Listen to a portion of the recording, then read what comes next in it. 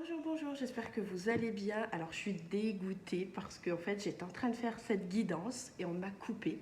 Je pense avoir mis pause pour pouvoir reprendre la vidéo. En fait, ça n'a pas été le cas, ça s'est coupé. Donc, c'est tout. Je reprends du début. Donc, j'ai pris le Magic Luna Love pour faire cette guidance. Vous en doutez bien, ça va être une guidance sentimentale. Ça m'est pas mal demandé. Ça permet de voir venir les choses, d'être guidé, etc. Donc, voilà, je le fais avec grand plaisir. Et donc c'est tout. Je vais essayer de reprendre cette guidance. Ici, j'étais en train de vous dire en fait que vous aviez besoin ici de stabilité.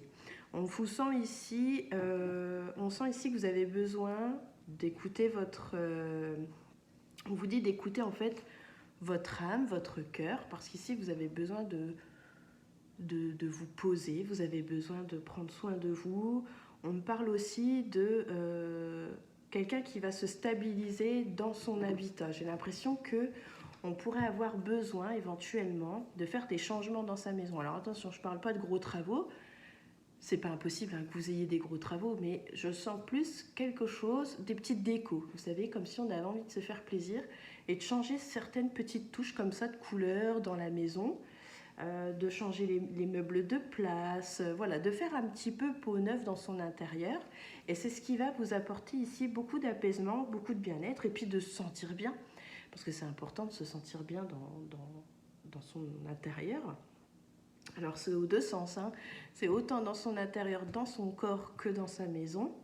Mais ici, vraiment, on parle ici de s'écouter, de s'ancrer. Il y a pas mal, il y a cette carte en fait hein, qui ressort.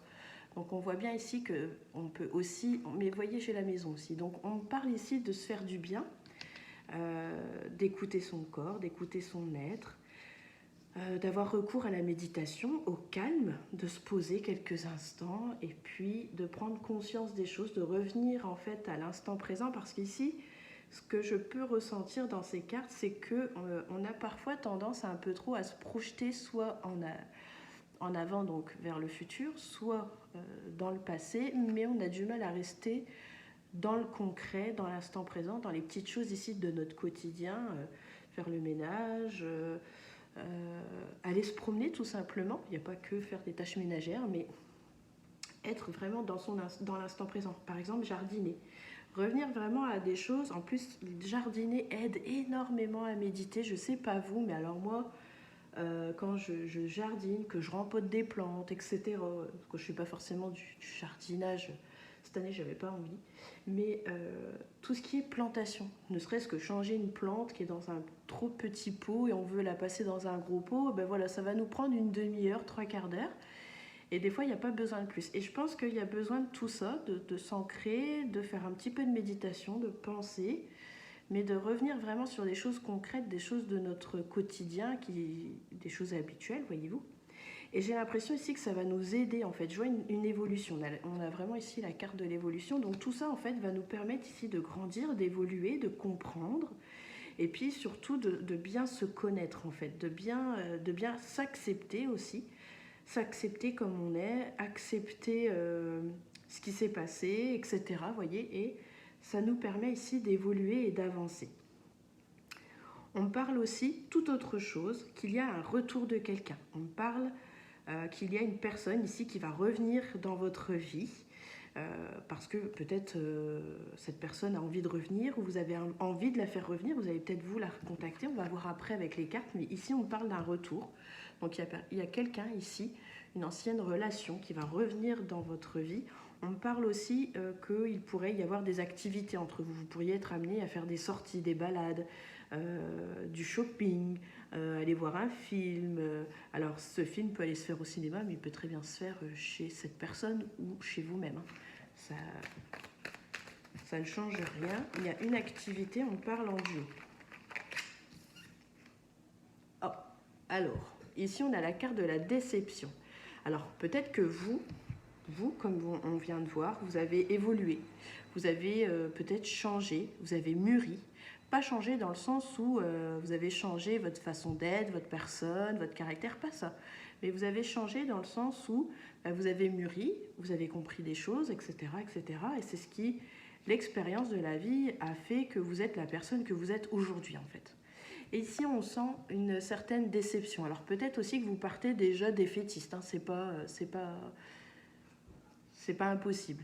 Mais attention quand même, on sent quand même que vous êtes assez déçu, peut-être un peu énervé. Il y a peut-être quelque chose qui pourrait exploser ici.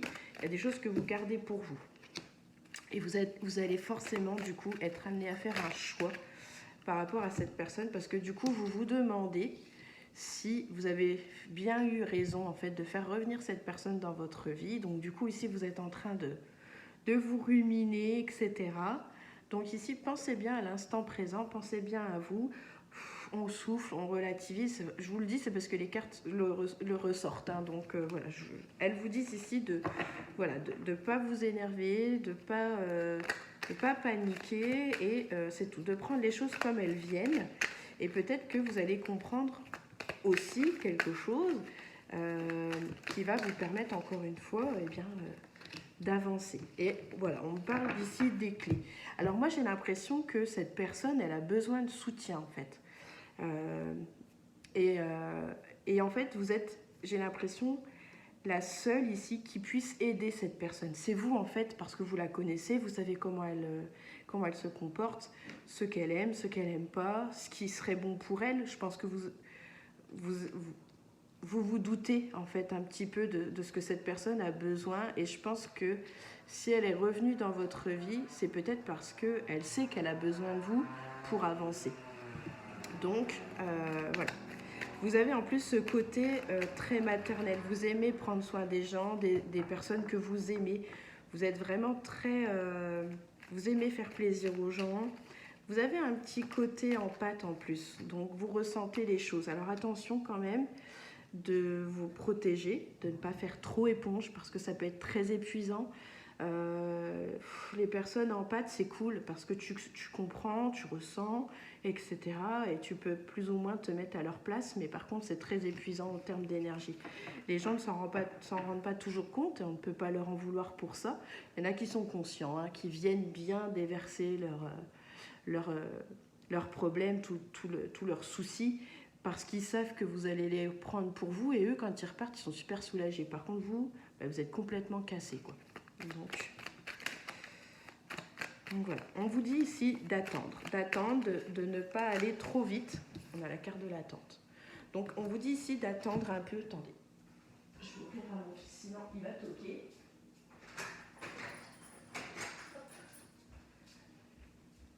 Hop là. Voilà, je vais ouvrir la porte parce que sinon dans 2 secondes il va venir toquer à la porte. Donc voilà, c'est fait. Donc je disais, on vous demande ici d'attendre avant de parler, avant de faire quoi que ce soit. Donc laissez encore peut-être un petit peu de temps à cette relation. On sent quand même que vous êtes bouleversé par cette personne. Il y a quelque chose ici qui vous affecte énormément.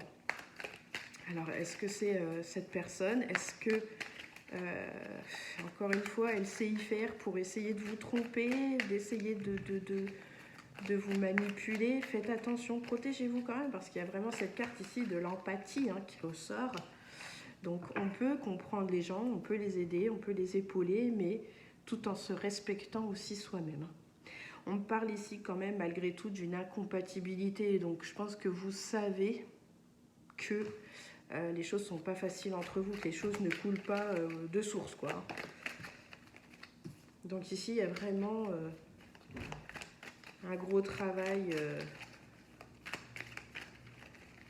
Ça vous demande ici beaucoup de travail pour arriver à faire quelque chose. C'est ouvert, Juan!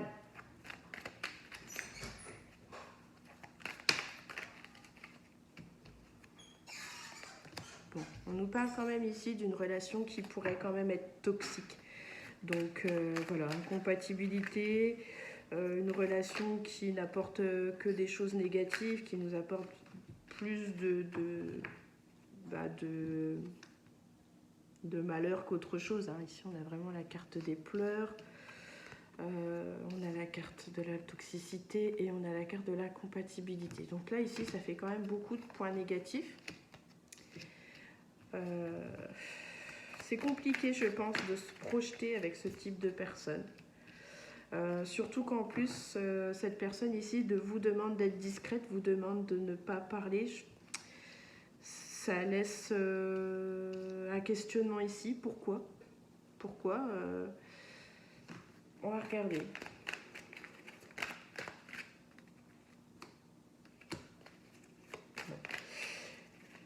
On dirait que vous avez quand même envie de persévérer avec cette personne, que vous avez envie de lui laisser une chance. Mais j'ai envie de vous dire quand même de faire attention. C'est un signe d'eau. Alors on a le poisson. On a le poisson, attendez, parce que le scorpion. Et, attendez, je regarde parce que l'autre, je ne sais plus, ça doit pas être le Sagittaire, c'est quoi? C'est le Cancer. Poisson, Cancer, Scorpion. Voilà. Je connais pas bien mes signes astrologiques, donc voilà, je me permets d'aller vérifier pour pas dire de bêtises. Donc voilà, c'est une personne qui est plutôt qui a plutôt ces signes astrologiques-là, hein, Poisson, Cancer, Scorpion. Donc ce sont des personnes qui savent ce qu'elles veulent. Elles ont déjà une sacrée personnalité, je trouve. Elles ont toujours besoin d'être aiguillées, d'être aidées, mais elles ont des idées bien arrêtées. Ce sont des personnes un peu manipulables aussi. Voilà un petit peu. Et puis après, signe d'eau, donc pour les poissons. Donc du coup, moi, ça me fait quand même un peu penser au fait que c'est des personnes qui sont beaucoup dans l'émotion et qui vont jouer aussi de ça. Voilà. Donc, quand je regarde les cartes qu'il y a autour, bon, je pense que vous avez pas mal travaillé sur vous, vous avez pas mal évolué. Mais là, en fait, tout le travail que vous allez faire va vous permettre ici, en fait, d'épauler cette personne, de lui venir en aide, parce que vous êtes en fait la clé de ces problèmes. C'est vous qui allez pouvoir déverrouiller certaines choses, mais ça va vous demander énormément d'énergie, énormément de temps.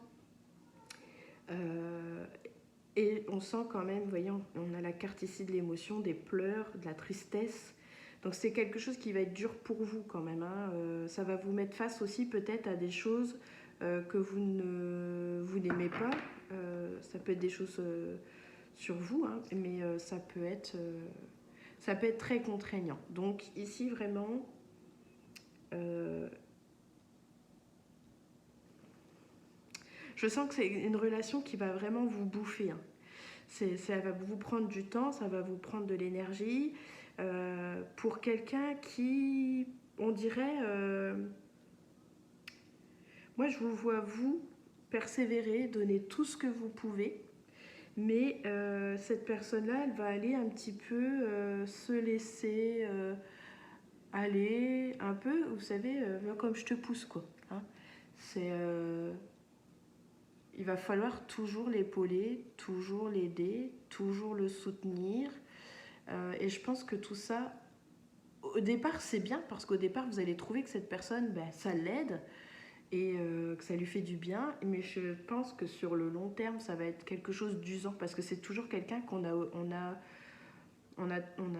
est obligé tout le temps de le remotiver. Mais des fois, nous aussi, on a besoin d'être remotivé. Et je trouve que du coup, ça peut être usant de le faire tout le temps, tout le temps, tout le temps, tout le temps. Parce que c'est quelqu'un qui se redémotive vite, c'est quelqu'un qui n'a pas forcément confiance en soi. Donc peut-être que du coup, alors ils ne sont pas tous comme ça, hein, mais c'est quelque chose qui va vraiment vous demander du temps, de l'énergie, etc. Alors quand je dis quelque chose, je parle au niveau je parle pas de la personne en elle-même, mais je parle de ce qu'elle porte sur elle et de ce dont ce qu'elle va vous demander, que ce soit directement ou indirectement. Donc je vois ici une grande persévérance de votre part, parce que je pense que vous avez la force, vous avez les possibilités et l'endurance. Mais ici, vraiment, on parle de faire une pause. Donc je pense qu'il y a un moment où vous allez un peu avoir besoin de souffler. Donc, donc voilà.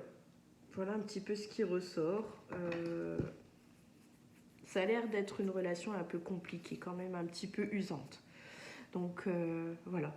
Après, j'ai pas l'impression que cette... Alors, je dis pas que cette personne ne veut pas être aidée, parce que je pense qu'elle a, elle a, elle a, elle a besoin, tout ça, mais il y a beaucoup de choses qui font que ça va être compliqué pour vous, parce que ici, déjà vous êtes addict de cette personne, vous avez un petit peu de mal à vous en défaire.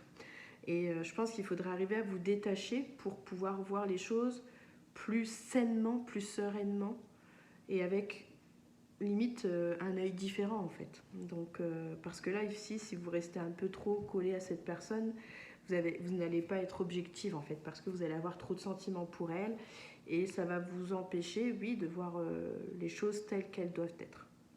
Donc voilà un petit peu pour cette guidance. J'espère que celle-ci vous aura éclairé, vous aidera. Et je vous dis à très bientôt pour de nouvelles guidances. Ciao, ciao!